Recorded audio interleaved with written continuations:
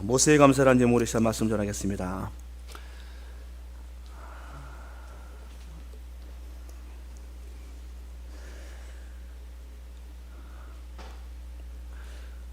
열정은 그 모든 것을 뛰어넘게 합니다. 근데 그 열정이 믿음에서 나온 열정은 더 강력한 힘을 발휘합니다. 모세는 하나님을 향한 믿음이 있었습니다. 거기에 대한 열정도 있었습니다. 모세는 그 열정 뜨거웠던 마음으로 애굽의 왕자로 있는 것보다 하나님의 백성들, 노예로 있던 하나님의 백성들, 노예민의 편에 서서 고난받는 삶을 그는 선택해 나갑니다. 계산을 한다면, 자기의 장래와 미래와 계산을 한다면 그는 애굽의 왕자로 있는 게 훨씬 더 낫습니다. 근데 하나님을 향한 믿음의 열정이 그로 하여금 노예인 이스라엘 백성들을 편에 서게 합니다. 자신의 백성을 학대하는 애굽의 군인을 그가 보고 그 군인을 쳐 죽인 일이 벌어져요.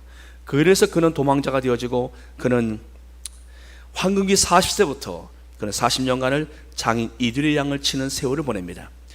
하나님께서 모세에게 주신 그러한 외로움의 광야의 시간이었습니다. 그에게 꿈과 희망은 오직 하나님뿐이었어요. 누가 목동이 된 모세를, 그리고 그의 시간도 흘러갑니다. 50대, 60대, 70대, 80세가 되어져요. 그의 흘러가는 세월 속에 그가 붙들 것은 오직 하나님뿐이었습니다. 누가 그런 목동을 다시 이스라엘의 지도자로 세워주시겠습니까? 그런 목동의 인생을 누가 열어줄 수 있겠습니까? 그는 자신의 삶 속에서 오직 유일한 희망은 오직 하나님뿐이었습니다. 그는 하나님을 붙드는 세월을 그는 광야에서 보내게 되어집니다. 어느 날 하나님께서 80세 되던 해 하나님 모세를 찾아오시어 그를 말씀하십니다. 모세야, 내가 너와 반드시 함께하며 그 백성을 애굽에서 인도하여 낸 후에 너희가 이 산에서 나를 섬기리라. 모세야, 내가 너와 반드시 함께하며, 하나님은 모세에게 약속을 해주십니다. 그렇게 하나님이 모세를 찾아오시어 하나님이 치 내려오셔서 모세와 함께 하신다는 말씀에 모세의 인생은 이제 내일이 달라집니다. 그는 하나님을 만나기 전에 그가 걸었던 거랑 광야는 척박한 길이었습니다. 근데 하나님을 만난 이후에 그 길은 이제 하나님께서 그 백성들을 인도하실 구원의 길로 바뀌게 되어져요. 그의 손에 붙잡았던 양을 치던 거란 이 지팡이는 하나님을 만난 이후에 이제 하나님이 행하실 능력의 지팡이로 바뀝니다. 그가 치던 이드로의 양물이 자신의 양이라고는 한 마리도 없어요. 그는 장인의 양을 치던 사람이었습니다. 근데 이제 하나님을 만난 이후에 장인의 양이 아니라 그는 이제 하나님의 백성들 이스라엘을 인도할 하나님의 양물인 이스라엘을 칠 것을 그는 믿음의 눈으로 바라봅니다. 모든 상황이 바뀌었어요. 하나님을 만나기 전과 하나님 만난 이후에 그의 인생은 완전히 바뀝니다. 그는 더 이상 방황하지 않습니다. 하나님 만나기 전에는 그는 오늘도 내가 이렇게 세월을 보내야 되는가? 내 인생은 이렇게 끝나는 것인가? 내 인생은 이렇게 흘러가는 것인가? 그의 삶의 허무함과 공허함은 그에게 늘 있었어요. 근데 하나님 만난 이후에 모세 인생은 바뀌어버려요. 이제 하나님께서 나를 통해서 내가 너와 반드시 함께하며 그 백성을 내가 인도하여 내어 이 산에서 나를 예배하게 할 것이다. 이제 모세의 방황함은 사라집니다. 공허함도 사라져요. 사랑하는 여러분들, 하나님을 만나기 전까지 인생은 공허한 것이에요. 방황을 하면 돈이 있어도 공허한 거예요. 젊음이 있어도 방황을 합니다. 근데 하나님을 만나면 그때부터 그의 삶은 바뀌어요. 그의 삶의 길은 자신이 걸어갈 길이 어딘가를 알기 때문에 그는 더 이상 공허함과 방황함의 늪에 빠지지 않습니다. 사랑하는 여러분들, 이제 하나님 만나시기 축복합니다. 6개월을 이제 보내고 이제 또 올해 시작합니다. 하나님 주신 은혜도 크지만 앞으로 신 하나님의 더 큰 은혜를 바라봅니다. 하나님을 만나십시오. 그래 여러분들의 인생의 방황이 끝납니다. 사랑하는 여러분들, 모세가 이렇게 그의 인생이 하나님을 만나기 전과 후가 달라져요. 더 이상 그 땅은 척박한 광야가 아니에요. 하나님이 인도하실 구원의 경로가 되어집니다. 그는 매일같이 양만 바라봤는데 이제 하나님의 주실 그 백성들을 그는 마음속에 품게 되어집니다. 하나님 말씀하신 대로 모세와 함께 하시면서 기적을 베풀어 주세요. 이집트의 강력한 왕 바로를 하나님이 권능으로 그를 무너뜨려 주셔서 이스라엘 노예 민들을 자유민으로 해방시키게 하십니다. 여러분, 왜 바로가 이스라엘의 그 노예민들을 10가지 재앙으로 두들겨 맞으면서까지 끝까지 붙잡고 안 놓은 이유를 아십니까? 여러분, 모세가 바로 왕이 강팍해서 우리 좀 솔직할 필요가 있어요. 우리가 성경을 볼 때 바로 왕이 강팍해서 여러분들, 내가 한 회사의 사장이에요. 회사를 운영하고 있습니다. 근데 어느 날 100명의 노예가 들어왔어요. 그리고 유급으로 주던 사람들을 다 내보내고 무급으로, 무복지로, 무휴일로 그냥 아무 대가 없이 죽을 때까지 쓸 수 있는 사람을 100명을 이제 들어왔어요. 노예로 왔어요. 내가 주는 것을 먹으면 되는 것이고, 내가 잘할 때 잘하는 것이고, 그 사람들은 노예입니다. 죽어야 끝나는 사람들이에요. 그런 사람을 내가 한 10년만 데리고서 회사를 운영한다. 회사가 가난해질까요? 부흥할까요? 성장할까요? 사장이 돈을 조금만 벌까요? 많이 벌까요? 여러분들, 삼성이나 LG 같은, 현대 같은 그러한 큰 회사에서 그 수만 명의 그러한 사람들을요, 무급으로, 무복지로, 무휴일로 그 사람들을 쓴다 해보십시오. 아마 그 회사들은 세계에서 아마 굉장히 큰 회사 성장할걸요. 바로 왕은요, 60만 명의 성인 노예들을 데리고 있었습니다. 자, 쉽게 계산합시다. 한 명당 연봉이 얼마입니까? 60만 명 곱해보십시오. 어마어마한 거예요. 근데 그들을 놓아줘야 되는 거예요. 지금 그들을 통해서 애굽에서 얻는 이익은요, 엄청난 이익입니다. 그들을 통해 성을 공사할 때 돈이 하나도 안 들어가요. 임금은 제로예요. 나가는 지출은 양식만 나가면 되는 거예요. 재료만 주면 되는 거예요. 그러니 애굽이 부강할 수밖에 없죠. 애굽의 바로 왕이 놓을 수가 없는 겁니다. 하나님이 말씀하셨습니다. 이 백성들을 자유민으로 놓으라 말씀하셨습니다. 그렇지 않으면 하나님이 이 땅을 치실 것입니다. 나일강의 그 아름다운 그 맑은 물을 하나님의 피로 바꾸실 것입니다. 엄청난 재앙이 시작되어져요. 근데 바로가 못 나요. 나중에 어디서 놓습니까? 그의 장자들이 죽으면서 애굽의 대신들, 애굽의 왕자, 그리고 그 백성들의 첫째 자녀들이 다 죽으면서 죽음 앞에 사람들이 손을 드는 거예요. 두려운 겁니다. 그때야 비로소 기권한 거지요. 오늘 바로 왕의 그 강팍함, 하나님의 능력이 아니고서 누가 걷겠습니까? 하나님의 능력이 아니고서 누가 그 애굽의 그 노예들을 자유민으로 풀어줄 수 있겠습니까? 바로는 그들을 풀어주고 나서도요, 애굽의 군대를 동원해서 죽이게 합니다. 너무나 아까운 거예요. 그 노동력이 너무나 아까운 거예요.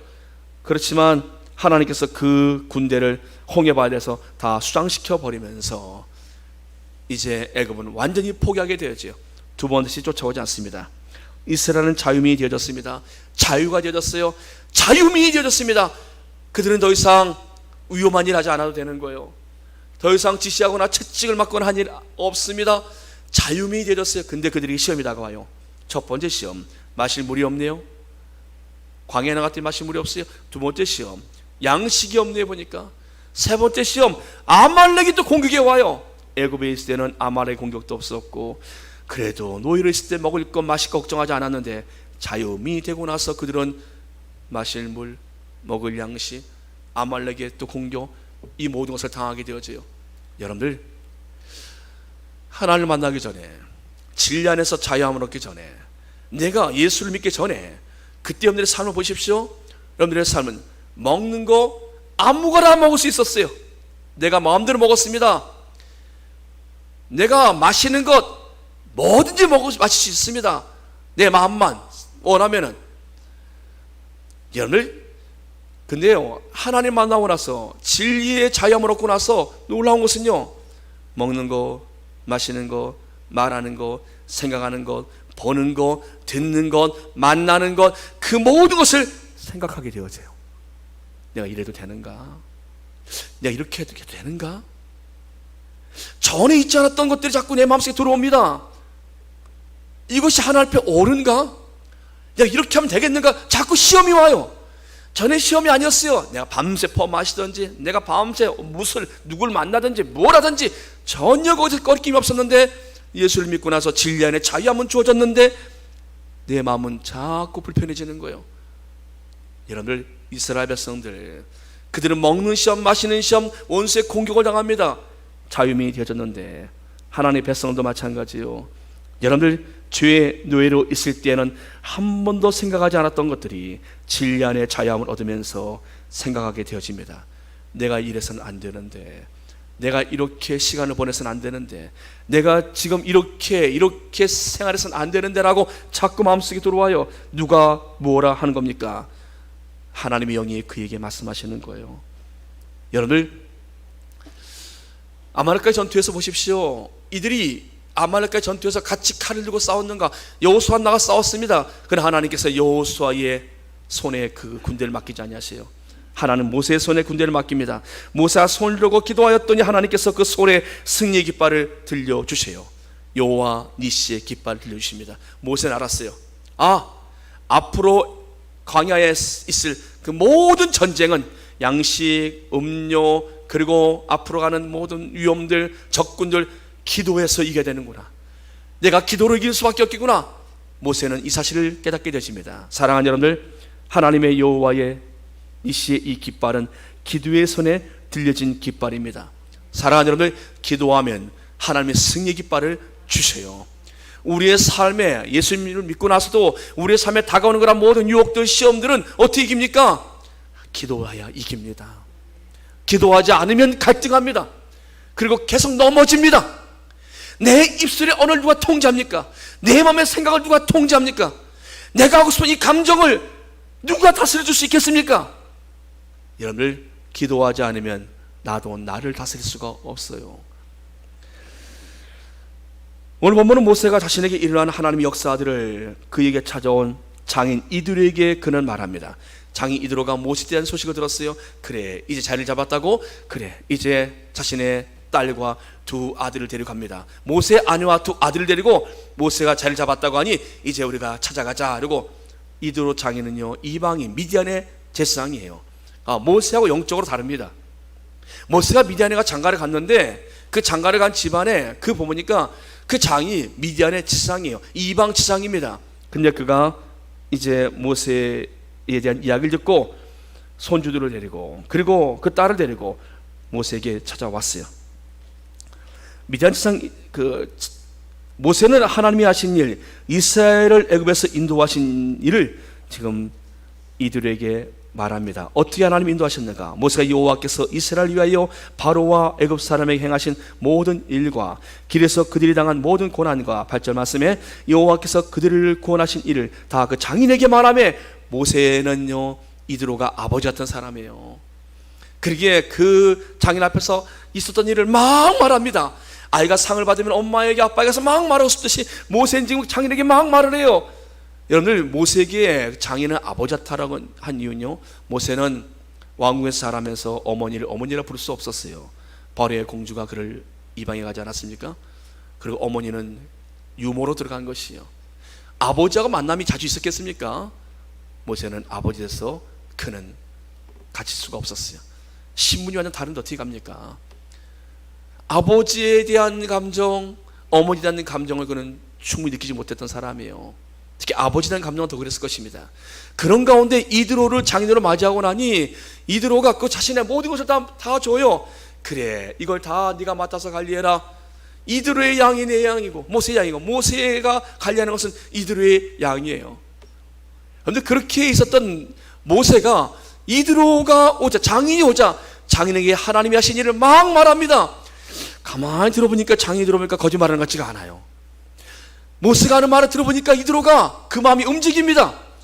이드로가 이와 같이 말합니다. 이방 지상 이드로가 여호와께서 이스라엘에게 큰 은혜를 베푸사 애굽 사람의 손에서 구원하심을 기뻐하여 이드로가 말하되, 이들이 10절 말씀에 여호와를 찬송하려다. 너희를 애굽 사람의 손에서와 바로의 손에서 건져내시고 백성을 애굽 사람의 아래서 건져내셨도다. 여호와를 찬송하리로다. 하나님을 찬송합니다. 이드로가 하나님을 그가 고백을 합니다. 오늘 모세에게 행하신 하나님의 그 일이 이제 이드로도 그 일을 믿게 되어져요. 모세가 자신의 이 땅에서 그가 두 아들을 하나님이 주셔요. 미디안에서 그가 그 아들들의 이름을 지었습니다. 그 아들들의 이름이 오늘 등장을 해보니까 두 아들을 데려왔으니 하나 이름은 게르솜이라. 이런 모세가 이르기를 내가 이방에서 나그네가 되었다. 게르솜. 첫째 아들의 이름을 게르솜이라 졌어요. 모세가 그곳에 와서 장가를 가서 첫째 아들을 낳았는데 그 아들이 장성하지 않았겠습니까? 지금은 그 아들을 하나님이 그 아들을 볼 때 모세는 하나님을 향한 믿음으로 게르솜이라 이름을 져요. 그 이름은 나그네라는 뜻이에요. 나그네. 모세는 애굽에서 태어난 인물이에요. 모세의 고향이 애굽일까요? 그렇지 않아요. 모세는 애굽을 자신의 고향이라 말하지 않습니다. 그렇다가요, 모세가 자신의 고향이 어딘가? 그는 이 땅의 삶이 나그네라는 거예요. 내가 미디안에서 지금 살고 있지만 이 역시 나그네라는 거예요. 내가 가야 할 곳이 있다라는 겁니다. 내가 언젠가 떠날 수밖에 없는 이곳. 게르솜을 볼 때마다 그는 나그네 정신을 잃지 않았습니다. 그래서 우리는 언젠가 이것을 떠나야 돼. 하나님이 약속하신 땅을 향해서 가야 돼. 우리는 나그네야. 나는 나그네야. 여러분들, 베드로전서 2장 11절에 베드로는 이와 같이 그는 우리에게 말씀합니다. 사랑하는 자들아, 거류민과 나그네 같은 너희를 권하노니 영혼을 거슬러 싸우는 육체의 정욕을 제어하라. 거류민과 나그네 같은 너희를 권하노니 영혼을 거슬러 싸우는 육체의 정욕을 제어하라. 여러분들, 이 땅에 사는 하나님의 성도를 향해서 베드로는 우리에게 나그네라 말합니다. 근데 이 나그네에게 적이 나타나요. 보니까 영혼을 거슬러 싸우는 육체의 정욕이 등장합니다. 영혼을 거슬리는 육체의 정욕이 등장해요. 사랑하는 여러분들, 이 땅의 나그네 같은 성도들에게도 싸워야 할 대상이 있어요. 그 대상이 바로 우리의 영혼을 대적하는 세력이 있습니다. 육체를 대적하는 것이 아니라 우리의 영혼을 거슬리는, 근데 그 세력은요, 육체의 정욕이라고 말씀합니다. 시기, 질투, 분쟁, 음란함, 게으름, 이 모든 것들이 우리의 영혼을 거슬려 싸우는 육체의 정욕들 아니겠습니까? 이것들과 싸우라는 거예요. 나그네로 우리는 이 땅의 삶을 살아갑니다. 우리가 돌아갈 본향이 있습니다. 이 땅의 모든 성도들은 이 땅에서 나그네 같은 삶을 살아갑니다. 언젠가 이 땅의 나그네 같은 삶은 마칠 것입니다. 우리가 돌아갈 집이 있어요. 우리 주님께서 그 집을 준비하고 계십니다. 우리의 본향이 있습니다. 사랑하는 여러분들, 나그네 같은 이 땅의 삶이 우리에게 여러분들 무엇을 주고 있습니까? 무엇을 힘들게 합니까? 다 두고 가는 거예요. 여러분들, 나그네는 어차피 우리가 갈 집이 있습니다. 여행에서 단순하게 필요한 것만 있으면 돼요. 짐을 너무 많이 짊어지고 가면은 힘들어요, 가기가요. 모세는 자신의 인생을 나그네라 이렇게 표현합니다. 모세는 자신이 이 땅에서 이 사실을 잊지 않기 위해서 그 아들의 이름을 게르솜이라 줬어요. 둘째 아들의 이름을 보십시오. 엘리에셀이라. 엘리에셀, 하나님의 도우심. 그가 이 아들의 이름을 지었을 때는요, 지금 모세가 이스라엘의 지도자로 세워졌을 때 이름을 지은 것이 아니에요. 모세는 도망쳐 나와서 미디안 땅에 와 있을 때입니다. 미디안 땅에 와서 그가 지금 미래가 어찌 될지 모르는 거예요. 그런 가운데 그가 지금 이곳에 와서 결혼해서 아들을 낳는데, 둘째 아이를 낳으면서 그가 하나님 앞에 믿음으로 감사하며 그가 그 아들의 이름을 짓는데, 그 아들의 이름이 엘리에셀, 하나님의 도우심. 하나님의 도우심. 그는 하나님의 도우심의 손길이 비록 이곳에, 내가 애굽에서 군인을 쥐고 이곳에 왔지만 하나님의 도우심은 여전히 자신과 함께함을 그는 고백합니다. 그래서 그는 그는 향한 믿음으로 엘리에셀, 하나님은 날 여전히 도우신 분이십니다. 사랑하는 우리가 실패하여도요, 우리가 실수하여도요, 하나님 여전히 우리를 도와주십니다.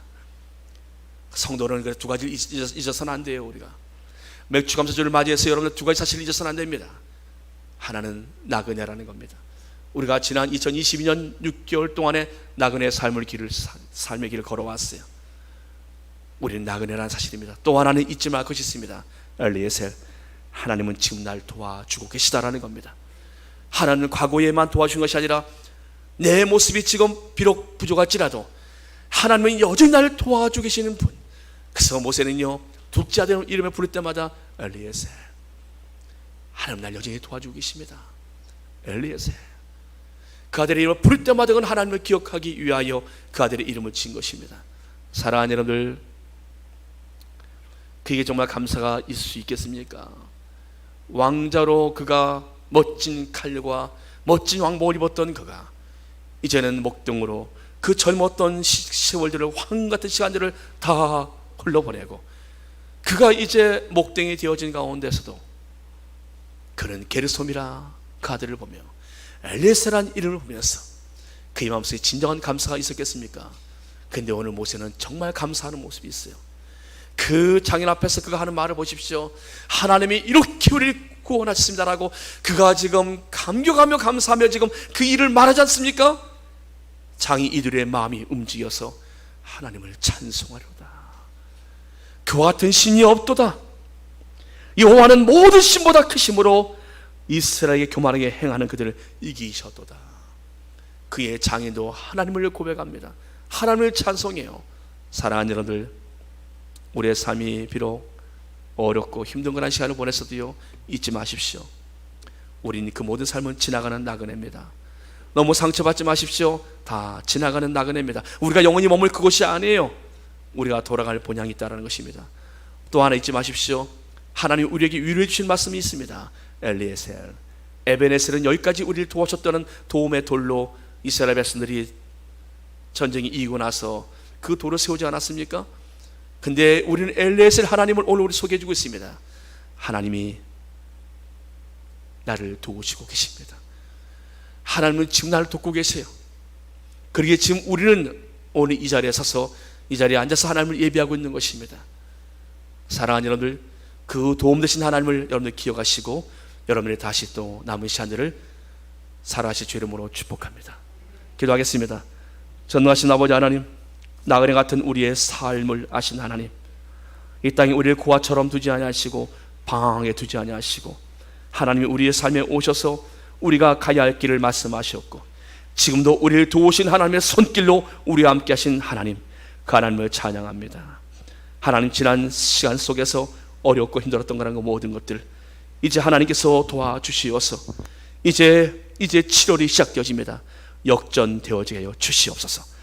되어지던 일들은 더 잘 되어지게 하여 주시옵소서. 예수님의 이름으로 감사하며 기도드립니다.